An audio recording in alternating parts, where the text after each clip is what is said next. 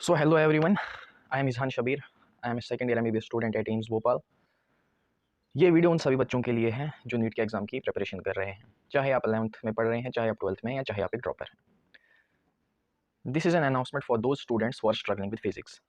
अभी तक मुझे जितने भी बच्चों के मैसेजेस आए हैं, जितने भी बच्चों की क्यूरीज आई हैं, उनमें एक चीज़ जो कॉमन थी दैट वाज विद फिजिक्स, कि भैया या तो फिजिक्स सॉल्व ही नहीं हो पा रही है हमसे, या अगर कंसेप्ट समझ भी लिए हैं हमने, क्लास में भी समझ आता है, बट उसके बाद जब हम खुद सॉल्व करने बैठते हैं तो हमें वो दिमाग में चीज़ें क्लिक नहीं करती है कि ये चीज़ सॉल्व करनी कैसे है।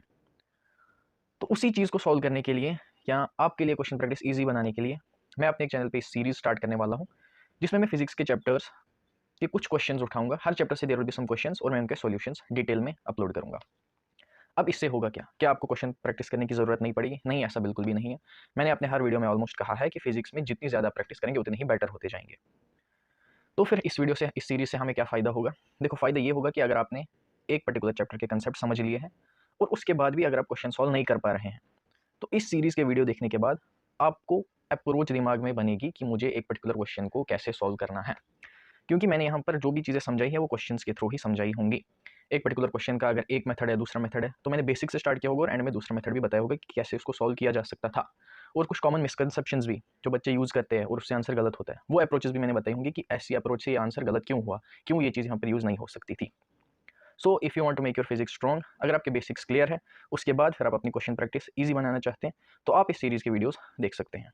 सो let's start with the chapter work power energy. तो ये चैप्टर मैंने इसलिए सेलेक्ट किया है क्योंकि इस चैप्टर के क्वेश्चन जब आप समझेंगे, उनकी प्रैक्टिस करेंगे, तो पिछले चैप्टर्स भी कुछ हद तक आपके क्लियर होते जाएंगे, just like motion in 1D, motion in 2D and laws of motion. क्योंकि वर्क पावर एनर्जी में वो सारी चीज़ें भी आएंगी जो आप इससे पहले कर चुके हैं, डॉट प्रोडक्ट, क्रॉस प्रोडक्ट, वो सारे इसके अंदर इनकॉर्पोरेटेड है। तो इसलिए मैं ये वाला चैप्टर स्टार्ट कर रहा हूँ। अब इसकी ये एम नहीं है कि आपको प्रैक्टिस नहीं करनी है, आप ये सीरीज़ देख के सारी फिजिक्स समझ जाएंगे। ऑब्वियसली मैंने जैसा कहा है कि जितनी ज़्यादा फिजिक्स में प्रैक्टिस करेंगे उतना ही आप बेटर होते जाओगे। बट बहुत सारे बच्चों की दिक्कत क्या होती थी कि हम कंसेप्ट समझने के बाद भी जब प्रैक्टिस करते हैं तो क्वेश्चन सॉल्व नहीं हो पाते हैं। तो उसके लिए मैं ये सीरीज़ स्टार्ट कर रहा हूँ ताकि आपको थोड़ा सा आइडिया लग जाए कि क्वेश्चन को अप्रोच कैसे करना है। इसमें मैं इन डेप्थ बताऊंगा कि हमें कैसे क्वेश्चन को पढ़ के दिमाग में क्या आइडिया आता है, और अगर हमें कोई चीज़ क्लिक करती है जो कि सही नहीं है, तो कैसे हम उस सही चीज़ तक पहुंचे और कैसे हमें पता लगेगा कि इस वाली अप्रोच से क्वेश्चन सॉल्व होगा, और अगर मैं कोई दूसरी अप्रोच लगाता हूँ वैसे सॉल्व नहीं होने वाला है। That's the motive of this series. इसके बाद आपको स्टिल क्वेश्चन प्रैक्टिस खुद से ही करनी है। This will just help you to solve the questions easily. So let's start with this.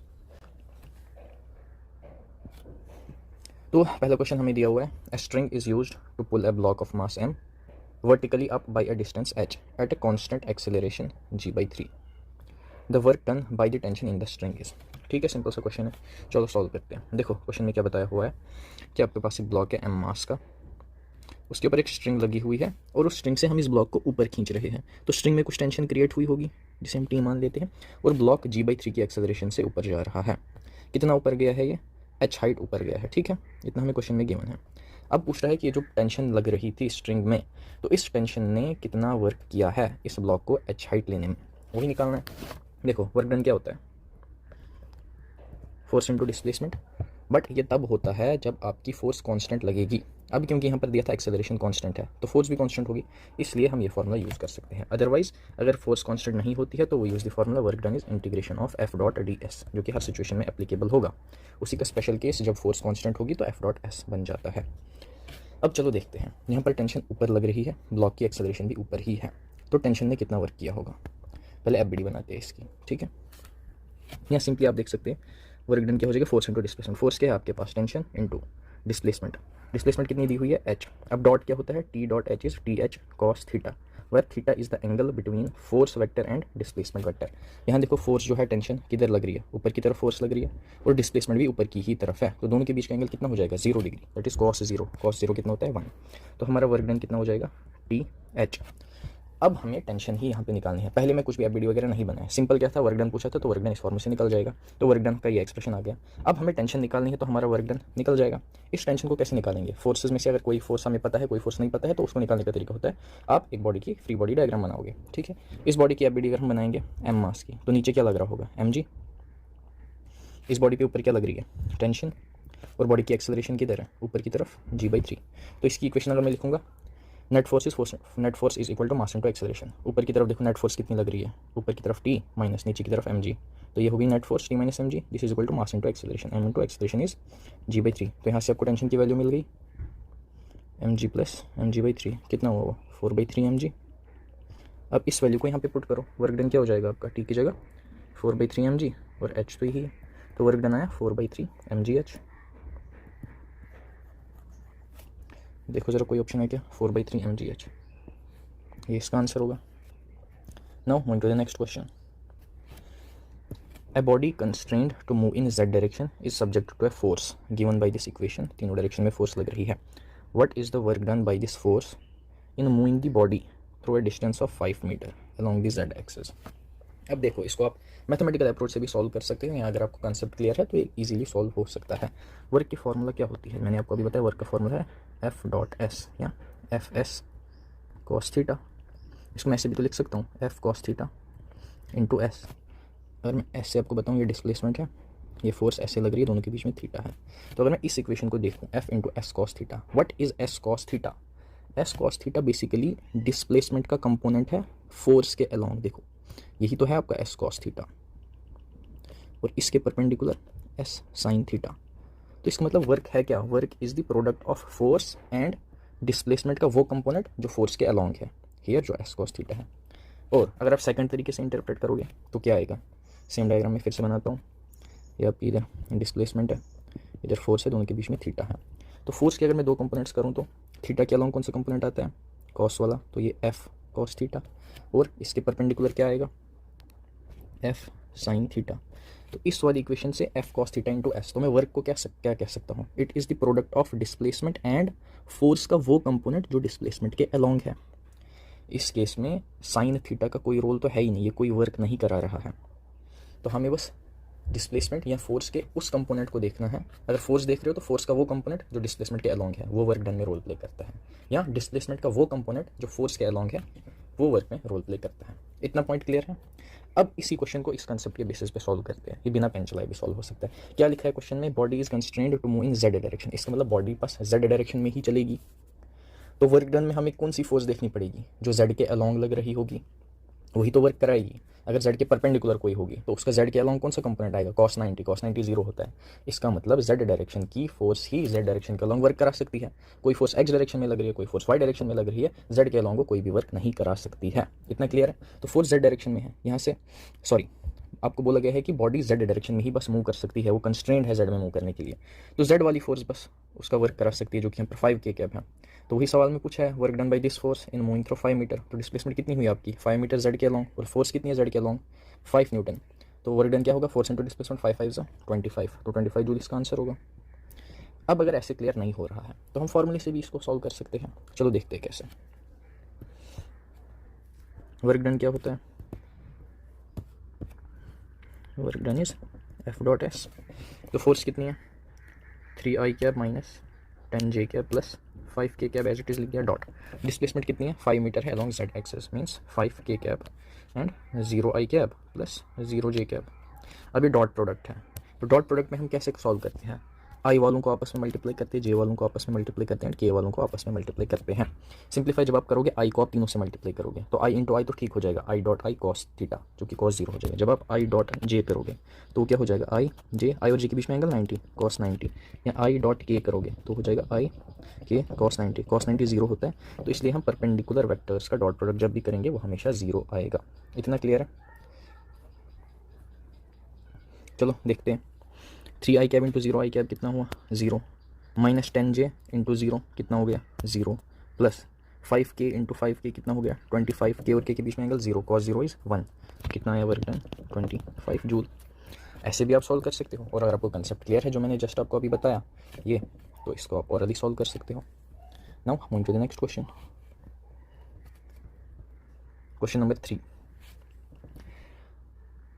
250 joule of work is done in sliding a 5 kg block up an inclined plane of height 4 metre. ठीक है, inclined plane है हमारे पास एक, ये अपना inclined plane हो गया, इसकी हाइट 4 मीटर की है, और 5 kg का ब्लॉक है आपके पास। इसको आपने ऊपर लिया है, इंक्लाइंड प्लेन पे पहले नीचे था, आपने इसको इधर पहुंचाया है। इतना क्लियर है। तो इसको ऊपर ले जाने में 250 जूल का वर्क हुआ है।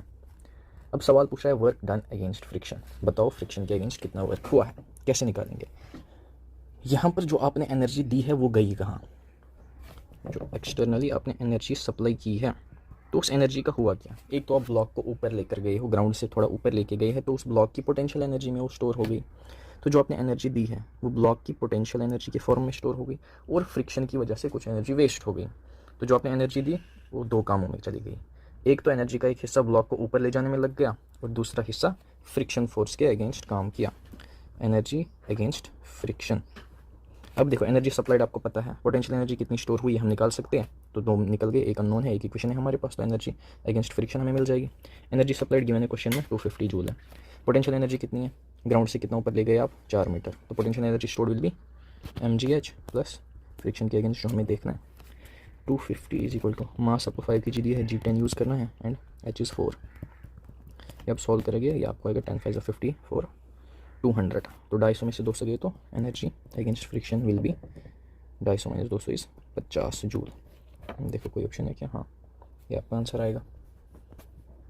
Now moving on to next question, question number 4।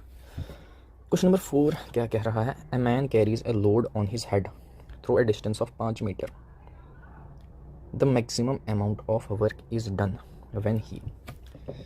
ये एक मैन है, कार्टून जैसा मैन है, तो इसके सर पर लोड रखा हुआ है, ठीक है। अब ये क्या कर रहा है, 5 मीटर की दूरी ये तय कर रहा है इस लोड को लेके।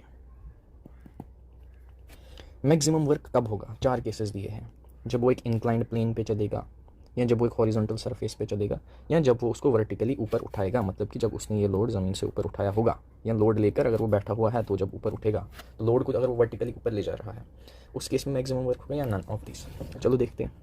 वर्क डन क्या होता है, F.S cos थीटा, ठीक है। अब वर्क इन 3 चीज़ों पर डिपेंड कर रहा है, तीनों केसेस को एनालाइज करेंगे, तीनों केसेस में जो वेरिएबल मैक्सिमम वैल्यू दे रहा होगा उसी केस में मैक्सिमम वर्क डन होगा। अब देखो सेम लोड ही 3 अलग अलग केसेस में उठाया जा रहा है, तो इनके अगेंस्ट जो हमें फोर्स लगानी पड़ेगी तीनों केसेस में सेम होगी, तो मतलब तीनों केसेस में फोर्स सेम है, इससे तो एनालाइज नहीं होगा। तीनों ही केसेस में 5 मीटर की दूरी तय की जा रही है, तो मतलब डिस्प्लेसमेंट भी तीनों केसेस में सेम हो जाएगी। तो अब वर्क किस पर डिपेंड कर रहा है, वर्क डिपेंड कर रहा है थीटा पर। What was theta, theta angle था फोर्स और डिस्प्लेसमेंट के बीच में।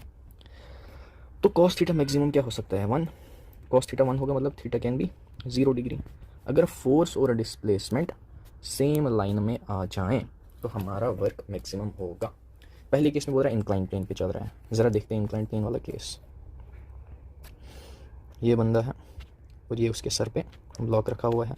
अब ध्यान से देखो डिस्प्लेसमेंट यहाँ ऐसे हो रही है, ब्लॉक इस डायरेक्शन में जाएगा ऊपर, जबकि जो मैन के हेड की वजह से फोर्स लग रही होगी, नॉर्मल रिएक्शन, वो ऐसे लगेगा। तो इस केस में तो थीटा 0 नहीं है, क्लियरली दिख रहा है, तो वर्क डन मैक्सिमम नहीं हो सकता है। पहला ऑप्शन तो रॉन्ग है। सेकंड ऑप्शन क्या बोल रहा है, जब वो हॉरिजॉन्टल सरफेस पे मूव कर रहा है। चलो देखते हैं हॉरिजॉन्टल सरफेस में क्या होगा।